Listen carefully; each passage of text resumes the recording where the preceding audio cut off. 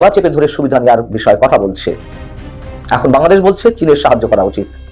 ঠিক মেজর ফজলুর রহমান যেটি বললেন সে কথাই তো তারা আগাম বলে রাখছে, প্রধান উপদেষ্টা যে বক্তব্য দিয়েছিলেন তার পরিপ্রেক্ষিতে।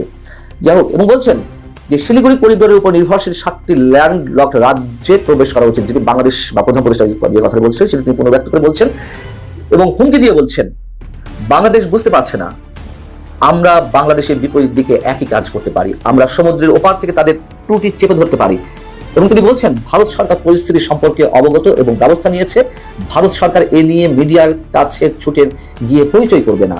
সরকার মানে ভারত সরকার এর মধ্যে ব্যবস্থা নিয়েছে, এমনকি ইউনূস সাহেবও জানেন ভারত কি করতে চলেছে। ইউনূস সাহেবকে কি ভারত মেসেজ দিয়েছে বা কি বলেছে আমরা জানি না, ভারত কি করছে তাও আমরা জানি না। তবে এই যে উস্কানিমূলক বক্তব্য, কাছে গিয়ে পায়ে পাড়া দিয়ে ঝগড়া করার মতন ভারত করেছে, ভারতের বিষয়ে আমরা সেক্ষেত্রে ভারতের সমালোচনা করছি, অসংখ্যবার করেছি, আবার যদি করে অবশ্যই সমালোচনা করবো, না করার কোনো কারণ নেই, এই দেশটা তো আমাদের। কিন্তু এই দেশের মানুষ হয়ে সেই পায়ে পাড়া দিয়ে একইভাবে ভারতের মতো কেন আচরণ করবে? কেন বারবার 7 অঙ্গরাজ্যকে ভারতের এই 7 সিস্টার্সকে বারবার হুমকি দেওয়া হবে? ঠিক যে কাজটি করেছিলেন আমাদের প্রধান উপদেষ্টা শপথ নেওয়ার আগে।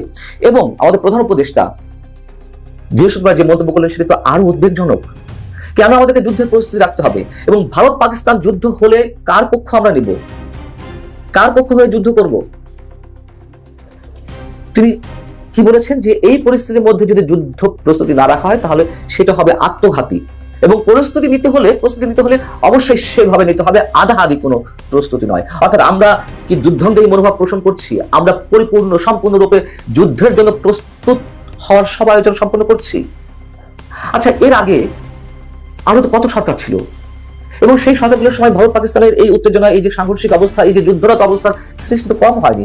তখন তো বাংলাদেশ সরকারের পক্ষ থেকে কেউ এই ধরনের কোনো মন্তব্য করেননি।